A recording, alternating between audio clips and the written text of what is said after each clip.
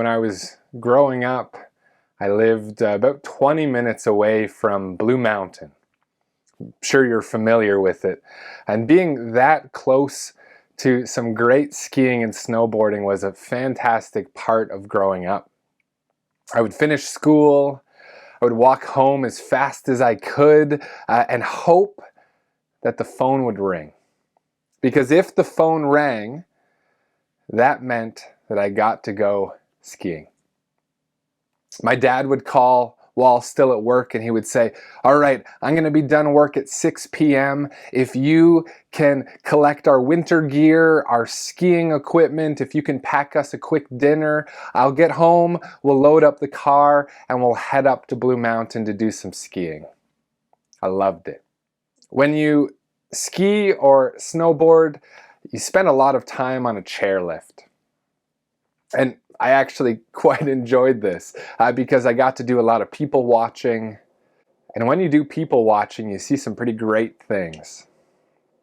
I remember one time I saw this guy, clearly an expert at skiing, and he had intentionally taken off one of his skis. He was skiing on his left foot, his right leg was up, kind of like how a flamingo stands. And because he was only on one foot, he had to jump into every turn to go down the mountain. On the opposite end of the spectrum, you also see a lot of tourists. Now, this is important to know. Just because someone is a beginner doesn't make them a tourist. You can tell pretty quickly who is a local beginner, who is a tourist beginner, and it has nothing to do with skill level. You can always tell that they're a tourist on the mountain because they're not wearing the right clothes. I don't mean stylish or expensive, but they're just not wearing the right equipment to keep themselves warm. They're wearing a fashionable coat or a sweater or no sweater for some reason, and that just doesn't cut it. For me, the difference between a good night of skiing, whether you're a beginner or an expert, because let's face it, we're all going to fall at some point, isn't your skill level. It isn't the amount of snow. It isn't if the conditions are icy, if the wind is blowing. It's what you're wearing. What you're wearing makes it an enjoyable or a just awful night. What you pack to go skiing matters. Let me ask you a question. I mean, no one's going to see your answer, so you can answer honestly. The question is, do you enjoy winter? Do you enjoy winter? Now let me reframe the question a little bit. I bet you some of you put your hand up, you love winter. Some of you kept your hand down, you don't enjoy winter. But would you still enjoy winter if you didn't have a coat? Let me ask you another question, friend to friend.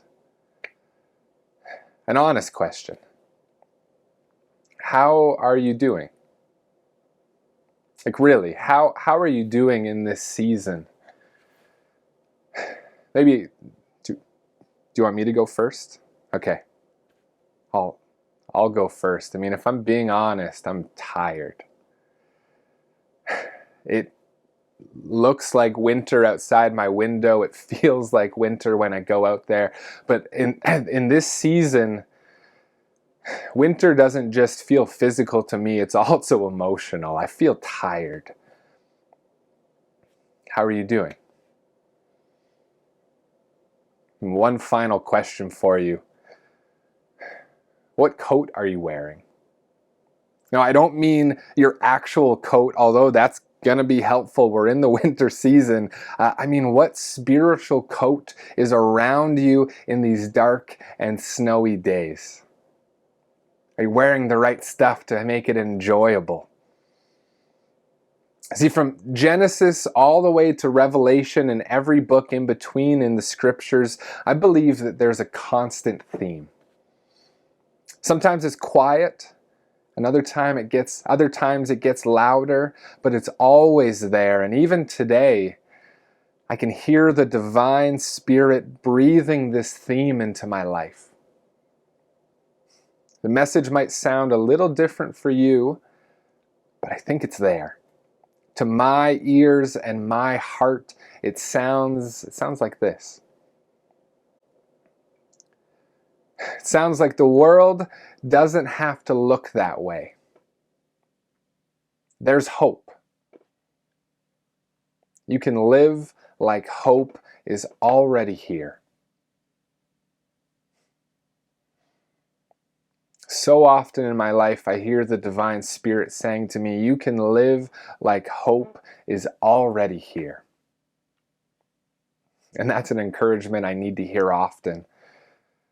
1 Peter 3:15 says, always be ready to give an account of the hope you have in Jesus, but do so with gentleness and respect. Now, maybe it's my inner Anabaptist coming out, but I don't think our primary task as believers is to make converts. I don't think that's our primary task. I mean, I remember, going to Bible college, taking the apologetics class, getting books with chapters like 3 Easy Arguments for Your Atheist Friends. I remember doing that, and I just feel so put off by it, that our relationships are meant as a competition towards truth. I don't think that's why we're here. Instead, I think the theme that is throughout the Bible is to say the world doesn't have to look that way. You can live different. You can be filled with hope so that other people notice it and ask you about it, and then you share it with gentleness, respect, and love. Are you able to live with hope when the world is filled with difficulty and darkness and snow? How can we act like that in these difficult days? I think we wear a coat. We wear the right gear to make these difficult times hopeful. Let's think a little bit outside of the box this morning and try to see how coats are found throughout the Bible, okay? Ready? Here's a quick overview. Genesis 1 tells us that all humans were created in the image of the divine. Literally, we were created so that the invisible could be made visible. The divine Spirit put on a coat of flesh and blood and called it humans. John 1 reminds us that the Christ put on clothes so that they could be closer to us.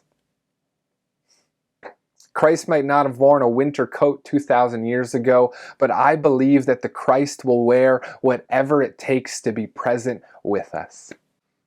The New Testament authors remind us continually that we are intricately connected to the divine presence and that God's mission for the world has always been done through the material. Statement after statement describes the intricate connection between God and Christ and Spirit and church. And God could easily circumvent this, but instead chooses to offer hope to the world through human coat bearers. Galatians and Ephesians challenges the community of faith to live like God's presence is already here by wearing the attributes of the divine in our lives, and 1 Peter challenges us to live lives of hope even when there's difficulty. For me, wearing a coat is at the center of living like hope is already here, because it's no question that difficulty is going to come, but are we prepared for it? Are we able to live hopeful lives and share hope and be filled with hope? Because it's already here. We just have to live like it is.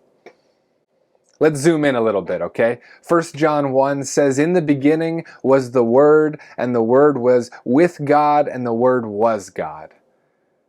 They were in the beginning with God, and all things came into being through the one. And apart from them, not even one thing came into being. In this one was life, And the life was the light of all humans, and the light shines in the darkness, and the darkness did not grasp it, and the Word became flesh and dwelt among us, and we saw glory as of the only one of its kind, coming from the divine presence, full of grace and truth. This beautiful poem that John starts his gospel with describes a beautiful enfleshing of the divine presence among creation and within it. Put simply, the divine Spirit put on clothes to see and to be seen. Now, this is a bold claim that the divine presence is not just outside of space and time, but desires to be within the created world. Within the difficult seasons, the divine Spirit wants to be here, and in order to do that, it has to put on clothes. I love how John begins his gospel with this message because it's not a new claim, but a reminder and a transition. It's a reminder because this is not the first time that the divine Spirit put on clothes. And it's a transition because this is a pivotal moment for the history of the church. In this moment, God's grace and truth and wisdom and instruction can live in the flesh of human history. Robert J. Suderman wrote a book called The Baby and the Bathwater, and in it he says, "We do not do justice to the biblical record if we limit the hope for incarnation to the coming of Jesus into the world." The hope for incarnation is already present in the Genesis accounts of creating humanity in the image of God. It is present in Isaiah's vision of the people of God as suffering servant. It is present in the fourth gospel's hope that they may be one as we are one, I in them and you in me. Incarnation always was and continues to be the strategy of God in fulfilling the intended purposes of creation. So let me ask you again, how's your coat? Are you clothed with the divine Spirit and with Christ with us in your life? Do you feel like you can live like hope is already here? Or does this winter feel a little harder than the last? This week it feels a little harder than the last for me. And so in these dark days, I want to challenge us to reflect on what our coats look like. I think that's a good place to start. Not necessarily to say we can change it. Maybe you're just exhausted. But if we don't think about what we're wearing, we don't have the opportunity to change it, to work on it, to grow.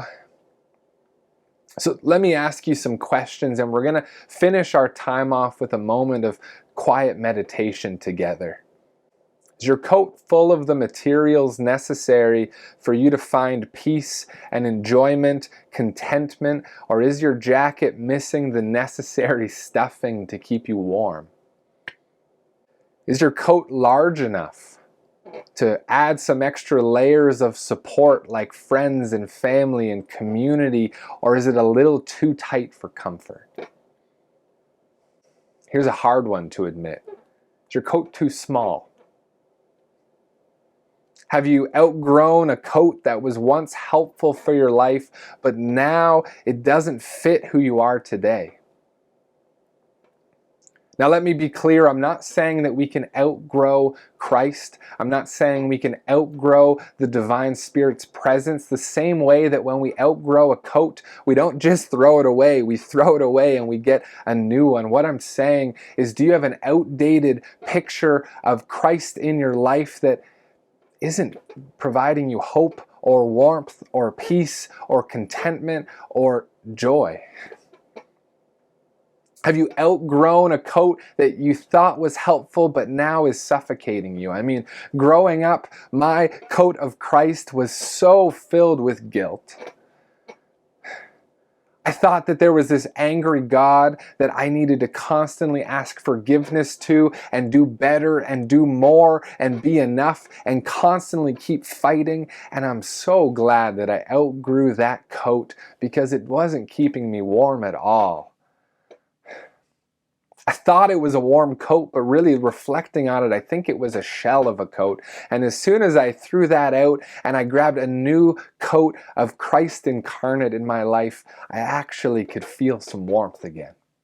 Is your coat too small? Have you outgrown it and you need a fresh revelation from the divine presence in your life this week?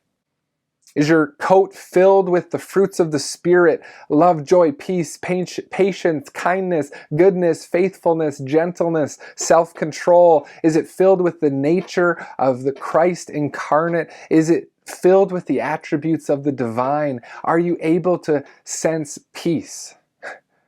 Or are you wearing a coat of anger?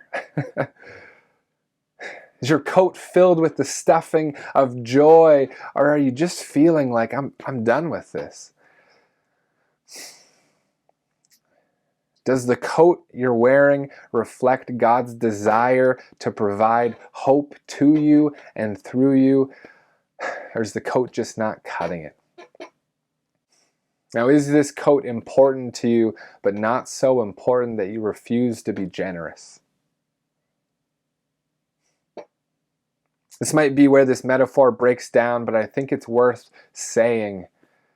I mean, Abraham was blessed. He was, he's a human. He is the invisible turned visible. And God said to Abraham, I'm going to bless you so that you can be a blessing to others. Do we have a coat of hope so that we can provide hope to other people? Or maybe literally, do we need to give a coat to someone in our community? Can we be generous this season, or are we not wearing the right coat where we feel like we can go and be generous with those that we love, with our neighbors, with our friends, with our family, with strangers in our community? Do we need to offer a coat of warmth to somebody else? Here's another hard one to admit. Do you feel like your coat's not cutting it and you just don't know how to get a new one? You haven't seen any sales at the coat store. Can't get out of your house. You feel so restricted and isolated. Where do you start? You know you have this lackluster coat, this coat that isn't providing you peace, but how do you get rid of it and get something that truly reflects the divine in your life? And I think it's okay to admit that. I think it's okay to admit that, and then I think we should find someone in our lives where we can say, you've got some hope and I don't feel any right now. Can you help me find a coat that fits? How's your coat looking in this season? Because friends, hope is already here. We have the opportunity to live like it's here. And that involves wearing the right coat. And so I'd like to end with just 30 seconds of silent meditation together where we can begin to think about the coats that we're wearing. How are you doing in this difficult winter? Do you have the right coat to get through it? Let's meditate together. Blessings as you go on this journey.